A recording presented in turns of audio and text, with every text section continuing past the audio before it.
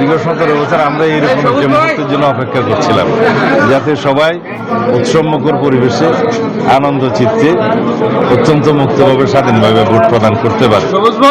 যতবারই আমি নির্বাচন করেছি এই এলাকার জনগণ আমাকে বিজয়ী করেছে। আমার যখন আমি কারাগারে ছিলাম, আমার অনুপস্থিতিতে আমার স্ত্রী 2008 সালে এখানে প্রতিদ্বন্দ্বিতা করেছে। আমার চাইতেও বেশি ভোটের ব্যবধানে এই এলাকার মানুষ তাকে বিজয়ী করেছে। এই এলাকার মানুষ আমাদেরকে ভালোবাসে, আমাদের উপর আস্থা রাখে, আমাকে বন্ধু মনে করে। আমার জনগণের প্রতি আমার যে ভালোবাসা সেটাও কৃত্রিম, তাদের ভালোবাসাও আমার প্রতি সেটাও কৃত্রিম। ইনশাআল্লাহ আমি সবসময় আশাবাদী এই এলাকার মানুষ উন্নয়নের স্বার্থে, সমৃদ্ধির স্বার্থে, সুশাসনের স্বার্থে ধানের শীষের পক্ষে রায় দেবে। আমরা এমন কোনো প্রতিশ্রুতি দেই না যেটা বাস্তবায়ন করা যায় না, সেটা এই এলাকার মানুষও জানে। আমি পুরো বাংলাদেশ নিয়ে ভাবছি, এটা সমন্বিত উন্নয়নের জন্য, সমৃদ্ধির জন্য, অর্থনৈতিক মুক্তির জন্য, গণতান্ত্রিক সংস্কারের জন্য, রাষ্ট্র কাঠামো মেরামতের জন্য, সাংবিধানিক সংস্কারের জন্য আমি ভিত্তিমূলের কথা ভাবছি, পুরো বাংলাদেশ নিয়ে ভাবছি।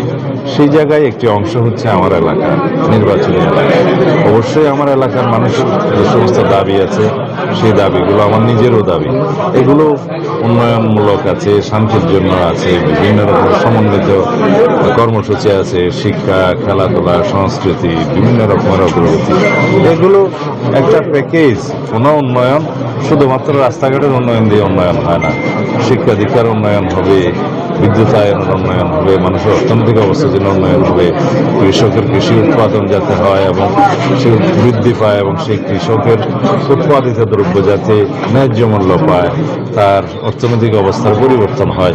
এইভাবে সকল কিছু একটা গ্রেটার ক্যানভাসে আমরা দেখি, একটা বিশাল ক্যানভাসের মধ্যে ওখানে সমাজ চিত্র, এখানে অর্থনৈতিক উন্নয়ন, মানুষের মানবিক উন্নয়ন এবং বিভিন্ন রকমের অবকাঠামোর উন্নয়ন, বিভিন্ন বিষয়গুলো ওখানে অঙ্কিত থাকে। এটা একটা বিশাল ক্যানভাস। সেই ক্যানভাসটা আঁকে হলো একজন স্টেটম্যান। সেই পুরো ক্যানভাসটা নিয়ে আমরা ভাবি। সেখানে সুশাসন আছে, ন্যায় বিচার আছে, বিচার বিভাগের স্বাধীনতা আছে, গণমাধ্যমের স্বাধীনতা আছে, অবকাঠামোগত উন্নয়ন আছে, শিক্ষা দীক্ষায় উন্নয়ন আছে, মানুষের মানবিক উন্নয়ন করতে হবে, মানসিক অগ্রগতি সাধন করতে হবে। সমস্ত বিষয়গুলো নিয়ে সমন্বিতভাবে একটা জাতির বিশাল ক্যানভাস যারা আঁকতে পারে তারাই হয় স্টেটসম্যান। আমরা ওইভাবেই ভাবি, শুধু সিঙ্গেল কোনো উইং এর উন্নতি নিয়ে ভাবি। আগামী দিনের সংসদ হবে সত্যিকার অর্থেই জাতির সমস্ত বিষয়গুলো আলোচনার কেন্দ্রবিন্দু, শুধুমাত্র বিন্দু নয়। অতীতে ছিল সংসদটা বিন্দু, কেন্দ্রটা ছিল অন্য জায়গায়। এখন সকল কিছুর কেন্দ্রবিন্দু হবে জাতীয় সংসদ।